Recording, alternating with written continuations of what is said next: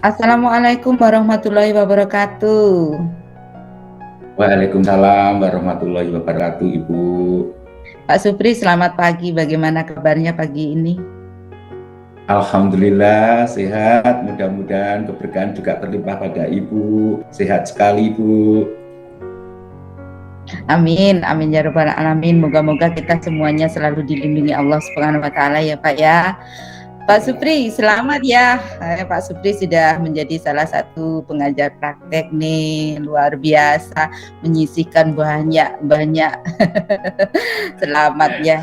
Pak Supri, seperti agenda kita nih, sebenarnya apa ini? Nanti kalau sudah kita Pak Supri sebagai pengajar praktek nih, kira-kira apa yang ingin dikembangkan dalam periode 9 bulan nih, Pak? Iya, Ibu.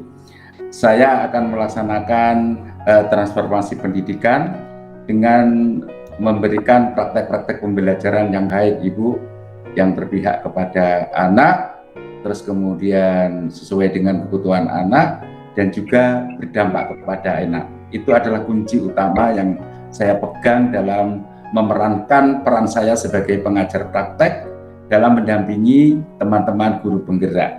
Demikian, Ibu. Iya Pak, ini tadi saya dapatkan berpihak kepada anak ya Pak, transformasi pendidikan. Nah kira-kira ini pasti dituangkan dalam suatu gerakan kan Pak ya. Kira-kira gerakan macam apa nih Pak? Oh iya, terima kasih Ibu. Gerakannya ya ini saya tentunya akan membawai 5 orang guru Ibu ya. Sebelum kita action di lapangan, tentunya saya akan memberikan info-info yang bersifat sosialisasi kepada guru-guru penggerak untuk bisa melaksanakan pembelajaran yang diharapkan dalam transformasi pendidikan ini, yaitu pembelajaran yang memberikan ruang sepenuhnya kepada siswa. Demikian Ibu. Luar biasa ya Pak ya, suatu pendidikan yang memberikan ruang kepada siswa nih. Nah Pak, setelah perjalanan 9 bulan itu sebenarnya bisa dianggap pendek, bisa dianggap panjang. Kira-kira apa nih Pak yang capaian-capaian yang ingin Bapak raih nih? Iya, capaian-capaian yang ingin saya rencanakan, yang pertama ini nanti yang masuk dalam program Ibu ya, dalam program saya untuk mengembangkan guru-guru penggerak ya. Program yang pertama yaitu bagaimana Bapak bisa merubah mindset dirinya sendiri dulu yang ada di lembaganya, yaitu yang dimulai dari akar bawah. Kemudian kalau sudah merubah mindset, kemudian ada keberhasilan di sekolahnya, saya harapkan untuk mengembangkan pada sekolah tetangga. Belum satu gugus, satu desa, katakanlah kalau SD itu ada beberapa SD ya Bu ya, katakanlah satu SD itu ada 2, 3 SD, itu dikembangkan dulu. Kalau sudah berhasil, tentunya akan mengarah kepada yang level lebih tinggi, yaitu di tingkat gugus. Demikian Ibu. Amin, luar biasa ya Pak perencanaannya. Tapi ini kalau boleh saya tahu nih Pak, perubahan mindset yang bagaimana nih Pak? Iya, gini, pola pikir dari guru penggerak itu sendiri harus dibentuk. Indonesia itu pendidikannya semacam ini loh, yang diharapkan yaitu pendidikan yang memerdekakan. Pendidikan yang memerdekakan itu pendidikan yang bagaimana? Nah, ini pendidikan yang mengutamakan adalah sesuai dengan pemikiran Ki Hajar Dewantara, yaitu kodrat alam dan kodrat zaman. Kita beri sosialisasi itu Bu, kodrat alam itu yang bagaimana? Sesuai dengan kondisi, situasi, budaya, karakter, terus kemudian lingkungan geografis. Setiap daerah berbeda-beda, anak pun juga berbeda-beda karakternya. Karakter anak kembar saja, warna wajahnya hampir mirip, tapi karakternya tidak sama. Itu yang harus kita tanamkan kepada guru penggerak itu lebih dulu. Demikian Ibu. Terus kemudian kodrat zamannya, sebentar. Kodrat zamannya ini waktu terus berputar, ya. Waktu terus berputar, otomatis peradaban manusia juga berputar pula sesuai dengan mengikuti perkembangan. Yaitu sekarang kalau sudah perkembangan zamannya 4.0, maka untuk menggerakkan mindset daripada guru penggerak itu sendiri harus diperkenalkan IT. IT itu penting. Kalau jadi guru penggerak tidak tahu IT, nanti apa jadinya Ibu di lapangan? Sementara teman-teman yang yang bukan guru penggerak sudah luar biasa dalam penguasaan IT. Demikian Ibu. Ya, terima kasih, luar biasa Pak perencanaannya. Nah ini Pak, tadi kan perubahan mindset ya, kemudian kira-kira kendala yang akan dihadapi apa ya Pak ya? Oke, tentunya setiap manusia kan memiliki karakter individu yang berbeda-beda. Guru penggerak pun juga memiliki karakter yang berbeda-beda. Walaupun guru penggerak itu sudah mendapatkan pendidikan, yang ini nantinya akan yang nantinya akan saya dampingi, itu tentunya memiliki karakter orang itu adalah merupakan kualitas mentalnya. Saya lihat dulu kualitas mentalnya seperti apa. Kalau kualitas mentalnya itu memang mudah diajak untuk berubah, maka itu akan segera saya berikan contoh-contoh atau segera akan saya ajak. Tapi kalau kualitas mentalnya itu begitu sulit untuk dikendalikan, sulit untuk diarahkan, otomatis saya harus memberikan tauladan dulu. Seperti ini loh, kita itu sebagai guru penggerak, sebagai panutan guru-guru yang lainnya. Makanya sebagai action di lapangan untuk menjadi publik, menjadi orang publik, itu tidak sembarangan. Kita harus tampil perfect, harus menguasai segalanya. Paling tidak kita harus bisa membawakan perubahan-perubahan yang ada ke arah yang baik dari diri kita sendiri dulu. Setelah dari diri kita sendiri, baru kita menginjak ke kegiatan-kegiatan yang untuk anak, yaitu untuk memerdekakan anak, belajar untuk anak yang merdeka, kemudian anak-anak belajar itu merasa bahagia, tidak merasa tertekan. Demikian Ibu. Alhamdulillah, luar biasa ya Pak. Tadi dengan tauladan insya Allah kita bisa menghadapi suatu rintangan ya Pak ya. Nah ini Pak, karena tadi ada suatu program, tentu saja nanti kita akan ukur keberhasilannya nih. Nah tolak ukur untuk keberhasilannya bagaimana ini Bapak? Iya, tolak ukur ini nanti saya memakai parameter apa ya Bu? Parameter keberhasilan dengan menggunakan pengamatan. Pengamatan itu sendiri otomatis dinilai dengan rubriknya. Rubrik itu nanti saya parameter tertinggi dengan nilai adalah katakanlah 100. Untuk saya bagi tiga periode. Untuk periode pertama, periode kedua, periode ketiga. Periode pertama yang saya ukur adalah tingkatan guru penggerak itu dalam merubah mindsetnya dulu. Apakah sudah ada perubahan pada dirinya sendiri, sudah mau merubah pembelajarannya, mau merubah keadaan dirinya, mau merubah keadaan sekolahnya sendiri. Terus baru nanti kalau itu sudah berhasil, saya menginjak pada level kedua. Apakah sudah guru penggerak tersebut paling tidak mengenalkan sedikit program yang baik untuk kegiatan pembelajaran di sekolah tetangganya. Demikian Ibu. Wah, bagus. Terima kasih, Pak. Nah, tentu saja pencapaian itu kan pasti ada tanda-tandanya nih, Pak.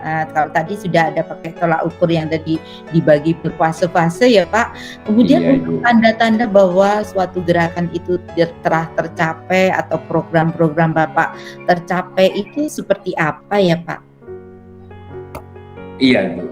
Ini saya melihatnya dari indikator perubahan. Indikator perubahan yang ada pada diri guru penggerak tersebut, kemudian indikator reaksi atau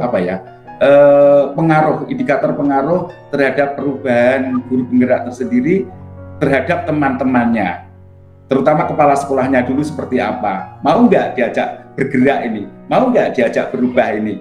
Setelah kepala sekolahnya, baru guru-gurunya. Setelah guru-gurunya berhasil, anak-anaknya seperti apa? Anak-anaknya sudah benar-benar merdeka atau belum? Itu indikatornya, Ibu. Iya.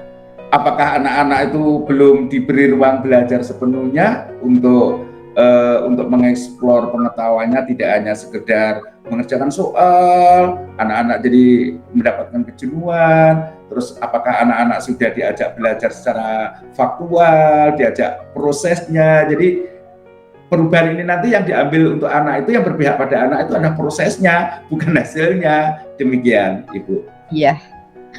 Jadi bukan hasil yang utama ya Pak, tetapi proses lah yang nanti kita akan nilai. Luar Iya. biasa sekali. Nah ini Pak, tentu saja dalam praktiknya nanti kan mungkin ada yang selain mindset tadi Bapak sudah sampaikan, kira-kira apa lagi Pak yang perlu dikembangkan ya Pak? Oke Ibu, yang perlu saya kembangkan selain mindset adalah bagaimana Bapak guru penggerak tersebut bisa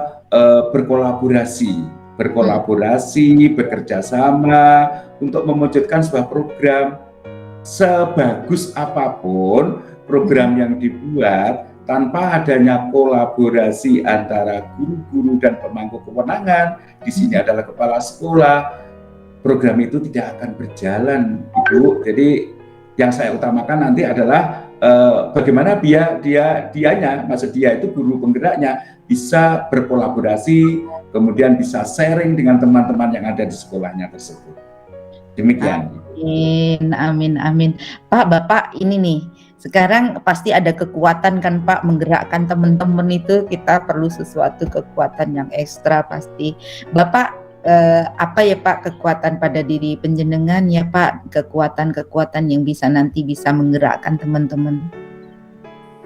Iya, terima kasih Ibu.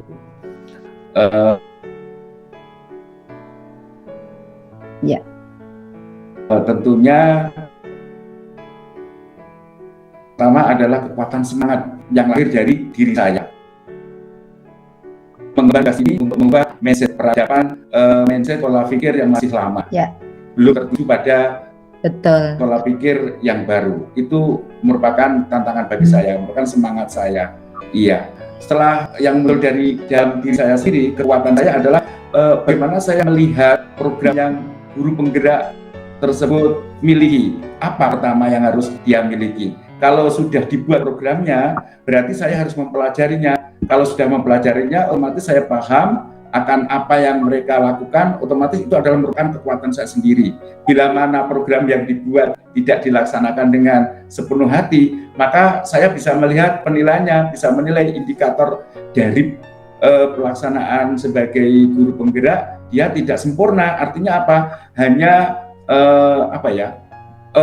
kulitnya saja. Kulitnya yang dimaksud kulit punya program, tapi tidak dijalankan karena tidak punya isi. Demikian Ibu. Jadi merupakan kekuatan saya nanti. Iya, terima kasih. Alhamdulillah luar biasa. Pak, mungkin ada kekuatan yang lain Pak selain tadi kita ketauladanan, kesiapan mental untuk berjuang. Mungkin ada lagi Pak kekuatan yang lain Pak. Iya Ibu. Selain kekuatan yang Ibu sebutkan tadi, yang saya sebutkan tadi, adalah kekuatan pada lembaga itu sendiri. Bagaimana kualitas kompetensi dari kepala sekolah itu sendiri saya lihat.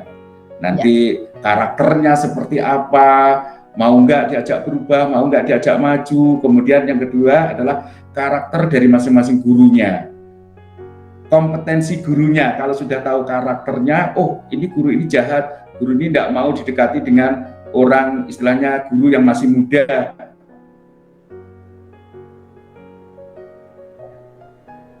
Padahal gurunya sudah. Halo Bapak.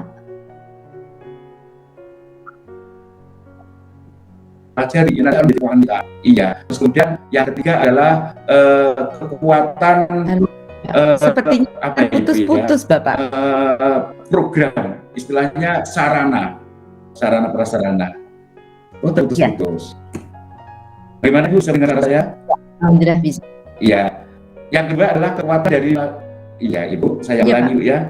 Yang kedua adalah karakter dari masing-masing guru. Masalahnya guru-guru itu juga memiliki karakter berbeda-beda. Ada satu contoh, guru senior, kemudian didatangi guru penggerak yang masih usianya muda, angkatannya masih baru. Mereka memandangnya sebelah. Baru kemarin aja kok sudah ngajari saya mengajar sudah bertahun-tahun. Nah, karakter ini adalah berkaitan berkolaborasi dengan mindset. Ini yang perlu dibenahi.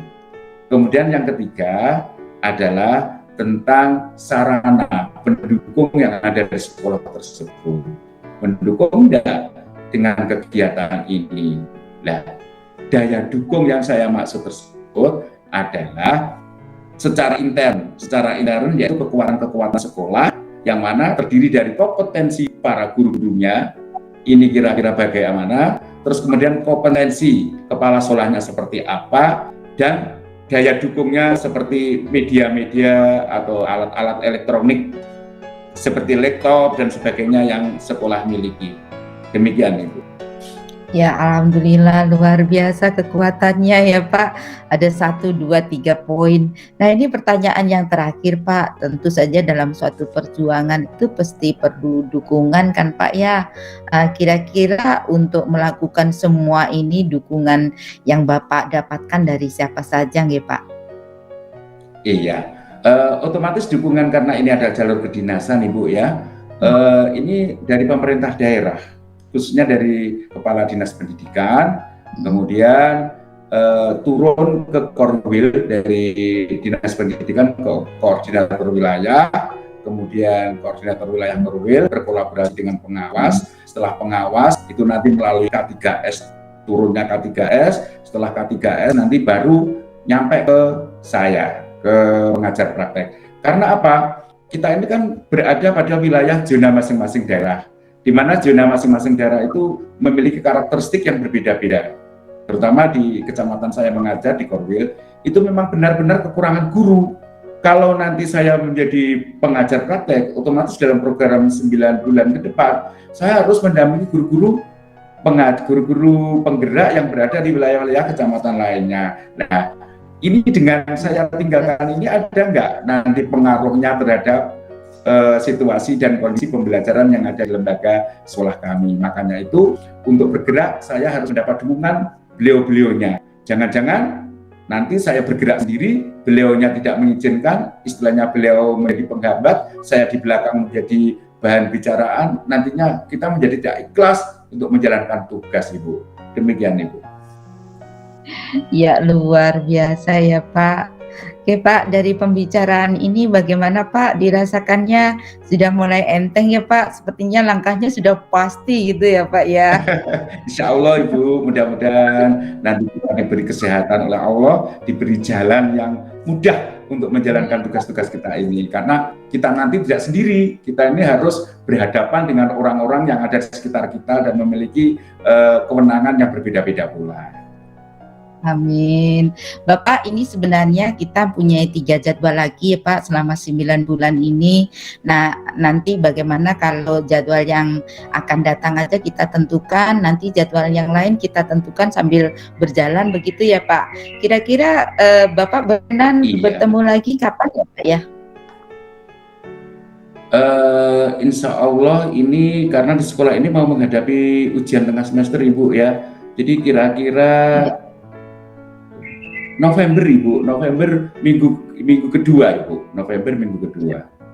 Tentang November minggu kedua ya Pak iya, ya? Nanti saya konfirmasi Ibu ya kesiapan saya, bila mana saya sudah bersedia siap, saya tak menemui coach ya. Siap Bapak, nanti kira-kira apa ya. yang akan kita bicarakan ya Pak? Mungkin agendanya atau nanti share aja di WhatsApp ya Pak nanti ya. Kira-kira agendanya ngobrolin apa begitu ya? Lihat dulu di meja. Iya Ibu, iya. Ya, terima kasih Bapak atas waktunya. Tetap semangat dalam berjuang. Insya Allah apa yang kita niatkan baik nanti akan berbuah baik ya Bapak.